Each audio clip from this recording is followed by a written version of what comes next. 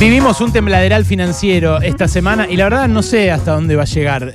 Hay mucha tensión en el mercado financiero, está muy desordenado, además el mercado de bonos por cómo lo dejó Martín Guzmán, por las desavenencias que tuvo en su momento con el Banco Central, a su vez porque no juega en equipo con la Comisión Nacional de Valores. Ayer, después que nos fuimos de acá, estaba terminando la rueda bursátil y el dólar financiero se disparó hasta los 300 pesos. Y la verdad es muy problemático que esto ocurra así, porque es un dólar que ya no es solamente referencia para los que quieren fugar plata al exterior o los que quieren ponerla en una cuenta en el exterior, declarada o no, digamos, pero que por eso arbitran bonos, sino que es un mercado que está empezando a aparecer como referencia para los importadores que no van a tener dólares en la segunda mitad del año para importar al tipo de cambio oficial. En el Banco Central me insisten que todavía esto no está pasando, que de hecho ayer sacaron una resolución flexibilizando el acceso al mercado de divisas por parte de, por ejemplo, las terminales automotrices, por ejemplo, los que importan insumos para el agro y demás. Pero lo concreto es que la regla que dejó Guzmán, la regla de restricción al dólar para importadores, está vigente. Y va a seguir vigente en tanto no puedan reconstruirse reservas que además esta semana volvieron a menguar.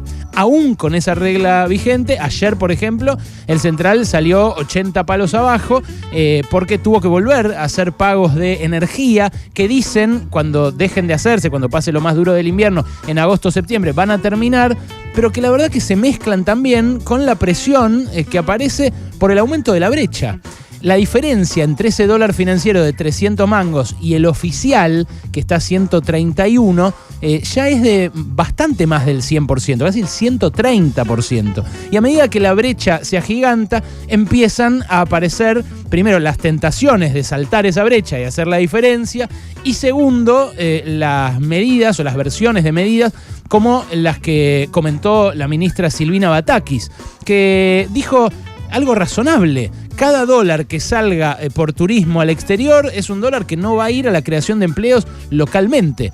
Entonces, si uno sale hoy y gasta con la tarjeta de débito, gasta a 218, 220. Si uno quiere comprar, en cambio, a través del dólar bolsa, paga 290. Y si lo quiere poner en el exterior, paga casi 300, porque ahora, bajó en el arranque de la rueda, pero volvió a casi 300. Esa diferencia es un subsidio para el que haga gastos con tarjeta en el exterior. ¿Se puede resolver esto de alguna manera? Bueno, sí, se puede resolver de distintas maneras, pero son todas bastante dolorosas. La más dolorosa es una devaluación. Y lo que parece estar intentando evitar el gobierno es eso, una devaluación. Algo que yo ya dije 1000 veces, siempre redunda en pérdida de poder adquisitivo para los salarios. Ahora, ¿haría yo mejor en no decirles a ustedes que todo hace pensar que una devaluación es cada vez menos evitable? Y no, porque la verdad que es una información que en los círculos del poder existe, circula, se comenta, y que en cambio al grueso de la población, por ahí a caballo de sus opiniones políticas, no le llega. Porque si alguien todavía cree en este gobierno, prefiere pensar que no va a haber una devaluación. Pero la verdad que ya muchos indicios apuntan hacia ahí. Y la propia mala praxis del gobierno y el propio internismo, que ayer algunos decían, bueno, Máximo por lo menos no le pegó tanto a Alberto, entonces hoy Cristina tampoco le va a pegar tanto a Alberto, siguen en la misma. Siguen en la misma de hacerse zancadillas unos a otros. Entonces esa incertidumbre política va a seguir alimentando la incertidumbre económica y la verdad va a seguir manteniendo la brecha en estos niveles. Ayer la chicanearon a la ministra porque su hijo está haciendo un viaje en Gran Bretaña, me parece bajísimo, una bajeza total, porque primero hoy se puede gastar con tarjeta en el exterior, segundo, nunca nadie lo va a poder prohibir porque los argentinos vamos a poder seguir viajando. En todo caso, lo que no va a haber son dólares subsidiados para hacer esos viajes. Pero además no se trata de personas, ni se trata de uno. De hecho, tampoco se trata de todos los que viajen, porque eso debería ser chiquitaje para un país como Argentina que exporta por, no sé, cerca de 80.000 millones de dólares. Ahora, el problema es que la inflación no tiene visos de bajar y que esta fuerza o tendencia devaluatoria tampoco la tiene. Por eso es que empiezan a aparecer soluciones que hasta ahora nadie había comentado.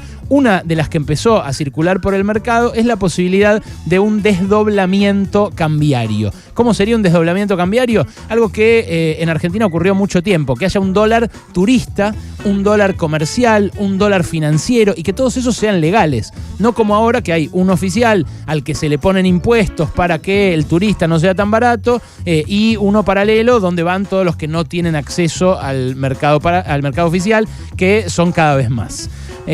La verdad, yo no sé si el desdoblamiento es la solución, pero también en otros círculos empresariales lo que estuve escuchando es que hablan de una especie de nueva convertibilidad para salir de esta inercia inflacionaria brutal que los ortodoxos, como los economistas del Fondo Monetario o los de Cambiemos, los de Juntos por el Cambio, creen que se puede aplacar a puro ajuste monetario y fiscal, o sea, a pura suba de tasas, a puro enfriamiento de la economía y a puro ajuste del gasto o restricción de jubilaciones, de programas sociales, de obras públicas y demás.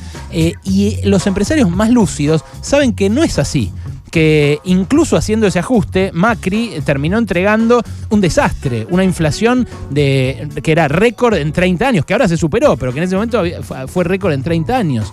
Entonces, lo que dicen es, más que un ajuste eterno, como el que plantea el fondo, como el que de algún modo plantea Batakis, cuando dice vamos a seguir en el acuerdo con el fondo, como el que planteaba Guzmán, como el que discute el kirchnerismo, pero que no se anima a discutirlo a fondo, porque cuando le tocó aprobarlo en el Congreso, terminaron dándole vía libre a esa salida. Bueno, son